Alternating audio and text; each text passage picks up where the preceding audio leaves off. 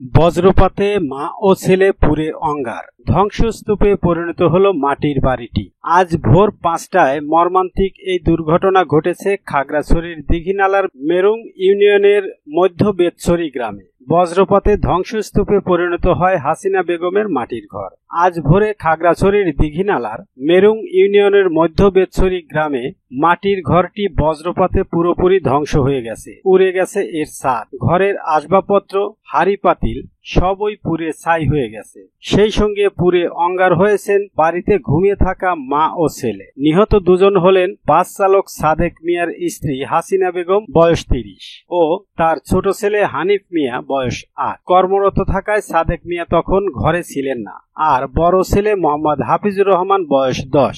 এই ঘটনার সময় প্রকৃতির ডাকে সাড়া দিতে ঘরের বাইরে বের হয়, এ কারণে সেও বেঁচে যায় দুর্ঘটনা থেকে। দীঘিনালার মেরুং ইউনিয়ন পরিষদ চেয়ারম্যান মাহমুদা বেগম বলেন, ভোর রাতে বজ্রপাতে হাসিনা বেগমের ঘরে আগুন লেগে যায়। এ সময় ঘুমিয়ে থাকা মা হাসিনা বেগম ও ছেলে মোহাম্মদ হানিফ পুড়ে মারা যায়। বাড়িতে থাকা বড় ছেলে মোহাম্মদ হাফিজুর রহমান প্রকৃতির ডাকে সাড়া দিতে বাইরে গেলে প্রাণে বেঁচে যায়। খবর পেয়ে দীঘিনালা ফায়ার সার্ভিসের সদস্যরা আগুন নিভিয়ে লাশ উদ্ধার করেন। এ ঘটনায় শোকের ছায়া নেমে এসেছে উপজেলা জুড়ে। অনেকেই সামাজিক যোগাযোগ মাধ্যমে পুড়ে যাওয়া মাটির ঘরের ছবি শেয়ার করছেন। দীঘিনালা থানার ভারপ্রাপ্ত কর্মকর্তা ওসি ঘটনার সত্যতা নিশ্চিত করে নুরুল হক বলেন, নিহত ব্যক্তিদের লাশ এমনভাবে পুড়েছে যা চেনারও কোনো উপায় নেই।